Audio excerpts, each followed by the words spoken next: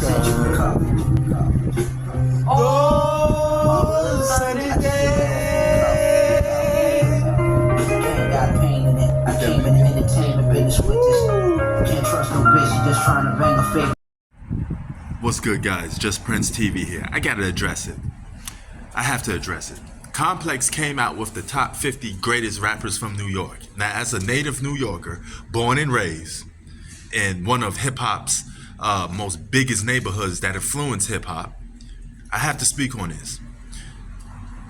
What is your criteria, Complex? Because when you do a list of greatest artists, especially when it pertains to New York City, anybody knows when it comes to New York hip-hop, we got 5 boroughs. There was a time where we was able to tell, oh, that's a Brooklyn cat, that's a Queens cat, you know, that's that Staten Island shit, that's that Bronx shit.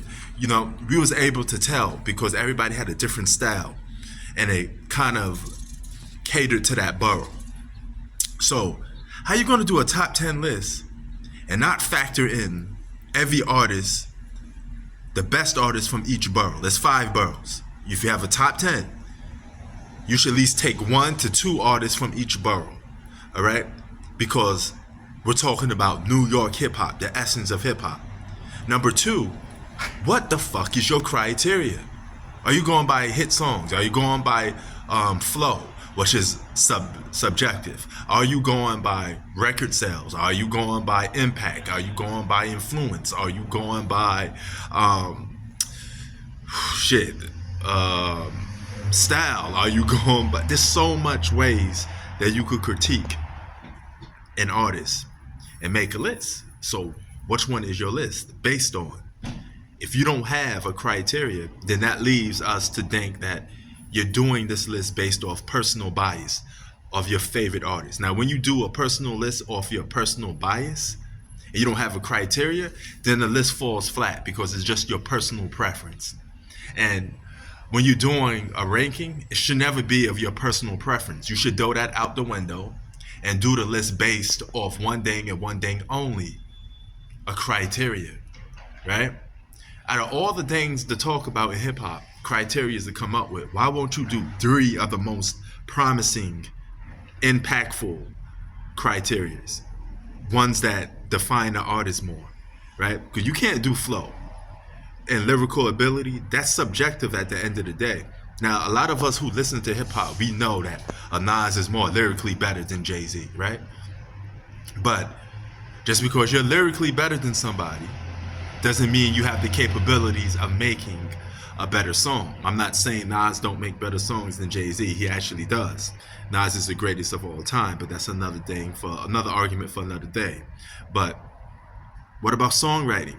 You could be less lyrical than somebody, but know how to put together a song from beginning to end. What if you excel in one category? You know, like, let's say a guy originated hardcore hip hop music, but another guy is in that same genre, but he does it better than the guy that originated. That happens sometimes, all right? So your genre of what you in counts too. Are you a diverse artist? Can you make music in different categories? What could you possibly do, you know? So to me, that list is incredibly wrong. When you got an artist like Nicki Minaj at what, number 7? That's wrong. She's not even the best female artist. So if you're gonna do a top 10 and female hip hop is in its own lane, own vein. So if you're gonna do that, you have to put one female in the top 10. It can't be Nicki because that's showing me you just doing it based off record sales. That's all that based off on. Because if we're just talking about impact, we're talking about connection, flow, and nobody in the streets of New York is walking around listening to Nicki Minaj. Her music bumps in the suburbs more.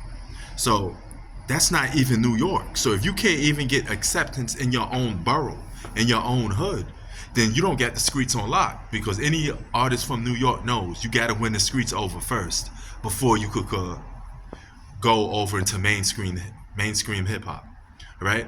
You could argue Lil' Kim, who beat Nicki Minaj in the battle. Remy Ma, when they're just talking about regular rap skills, I think she's better than both of them, right?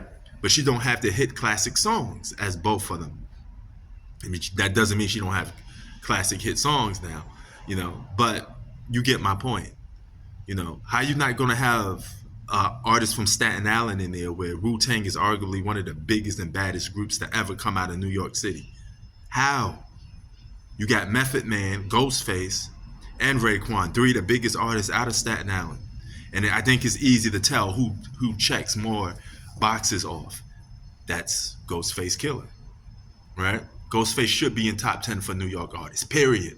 Flow impeccable, completely different, versatile. He has to be in your top 10.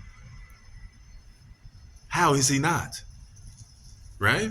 So that shows me that this list is bullshit, it's biased, and it's based off a lot of record sales. But if we're going by record sales, then that would make a guy like Drake the greatest hip-hop artist of all time. And a lot of people don't even consider Drake hip-hop, all right? You don't sit there and say Drake can out-rap a Nas. You don't say Drake can out-rap a Jay-Z. You don't say Drake can out-rap a Biggie. We know better than that because we know hip-hop. So it's not just based about record sales. Three of the biggest categories for artists and judging him should be hit songs, content. What I mean by content, do you have classic albums that resonate with the people? How many people walking around saying a numerous amount of your albums are classic? All right, so the content and continually putting out good content that people say is classic. So that's two aspects right there. And the last aspect should be impact/influence. Okay, did you influence other artists? And did you have an impact in the world when it pertains to music?